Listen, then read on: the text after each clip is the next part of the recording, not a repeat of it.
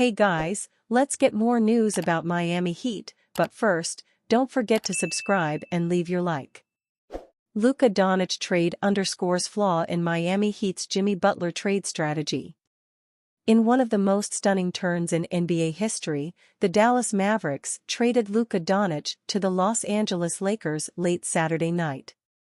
The deal sends Anthony Davis to Dallas, upends the Mavericks' timeline and adds an international superstar to one of the NBA's marquee franchises. The ramifications of the trade not only sent shockwaves through the league, but will also trickle into the decision-making of every franchise in the league. For the Miami Heat, the deal could impact how they handle a Jimmy Butler trade and what they prioritize in negotiations. The Heat had been prioritizing cap space in 2026 that would allow them to be a major player to pursue a class of free agents that could include Doncic, De'Aaron Fox, Kevin Durant and others. If the Heat can trade Butler and avoid taking on salary on the books beyond the 2025-26 season, they could clear up to $80 million in space. Miami has long been a place where star players want to play. Most stars sign contract extensions before hitting free agency, but the Heat want the flexibility to add a star player eager to change teams via free agency or trade. Doncic is no longer eligible for the Supermax extension, but he's ineligible with any team after the trade. That no longer factors into his decision. Still, he will be eligible to sign a contract extension this summer that will take him through at least the 2027-28 season. While there's no report that indicates Doncic will sign that extension this summer with the Lakers, it's widely believed that he will. Players of Doncic's magnitude and injury history don't typically bypass those extensions, especially when it's been proven that stars can force a trade to a new location if they decide they want a change of scenery. If the Mavericks were concerned that Doncic wouldn't sign an extension and wanted to get ahead of it before this summer, that would help make a very confusing trade make more sense. But the Mavericks are not the Lakers. The Lakers have the benefit of being in a large market, where players can play within the courtside view of countless celebrities and have opened up for them unrivaled off-the-court opportunities. Star players don't leave Los Angeles by their own accord. They navigate their way there. Most agree that the Lakers won this trade, but they would not have made it if they weren't prepared to offer Doncic the extension.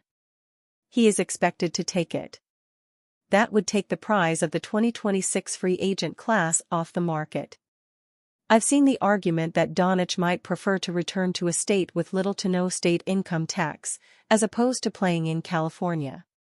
In my experience, this is a very small factor when it comes to the decision-making of star players who often have a lot of ways to generate income besides their basketball contract.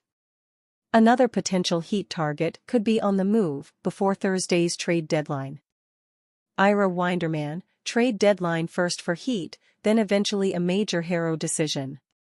With Tyler Herro's selection by Eastern Conference coaches as an All-Star Game reserve, the NBA community has made clear the respect for the sixth-year Miami Heat guard.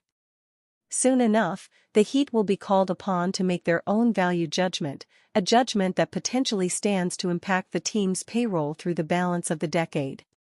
With Herro completing the second year of a 4-year extension, he becomes eligible for another extension on the 2-year anniversary of his previous agreement, on October 1st, while the Heat will have plenty of forward-thinking accounting to take care of in the interim, including the ongoing uncertainty with Jimmy Butler that certainly could bleed into the offseason. The Heat's approach with Herro will tell plenty about how they view their future.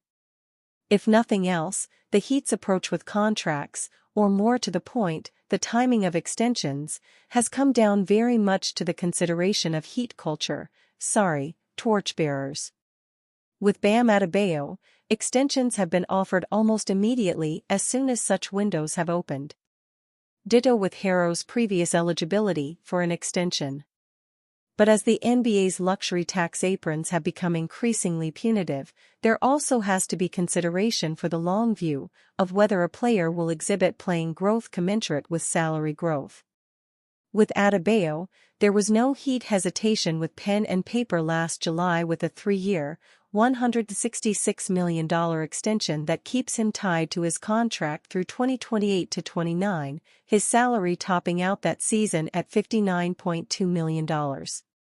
In the wake of that agreement, Adebayo's offensive productivity has faltered, creating at least mild concern about his viability as a two-way contributor going forward. Which brings it back to Herro and this moment ahead of Thursday's NBA trading deadline.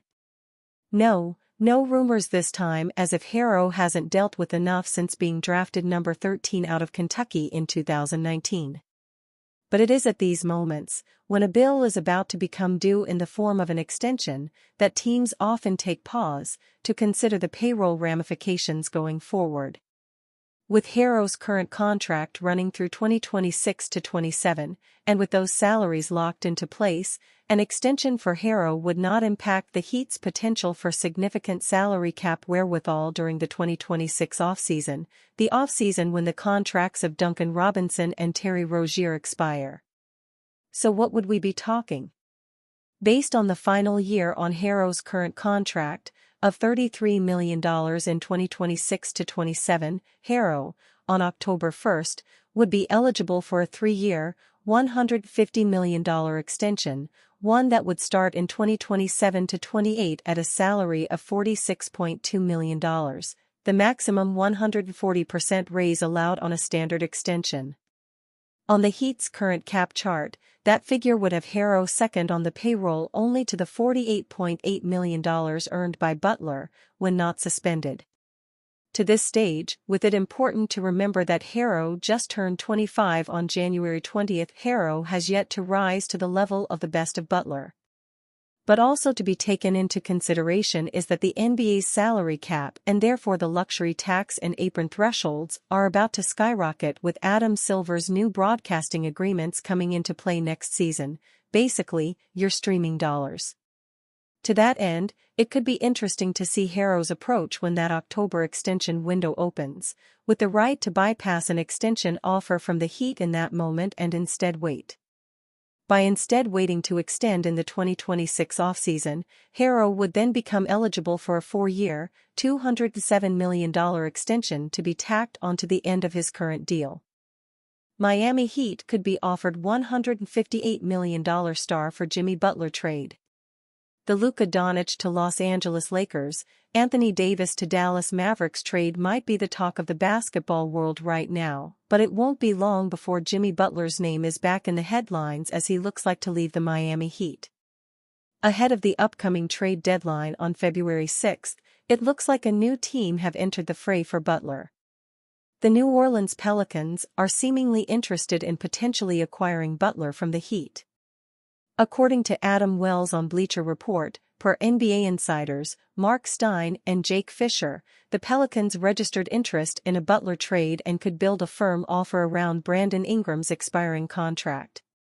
The Pelicans are believed to have been exploring trade possibilities involving Ingram after failing to agree an extension with the former All-Star this past offseason.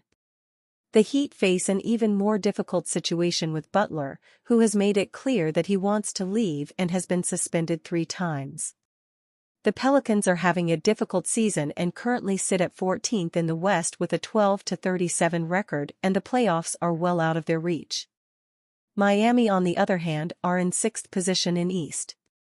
Butler is believed to be hoping to land on a contender though, which makes it even more difficult for the Pelicans to pull off the trade. Heats are in a promising position to make the playoffs this season. However, with the trade deadline fast approaching, they need to find a way to part ways with Butler as his situation is becoming a distraction for the organization. Ingram is a good player for sure, but he is no playoff Jimmy. And given the conflicting reports in the media, it's uncertain whether the Pelicans are truly interested in Butler, and if so, how genuine their interest is. And you, fan? What do you think of the situation of Brandon Ingram? Leave your opinion in the comments.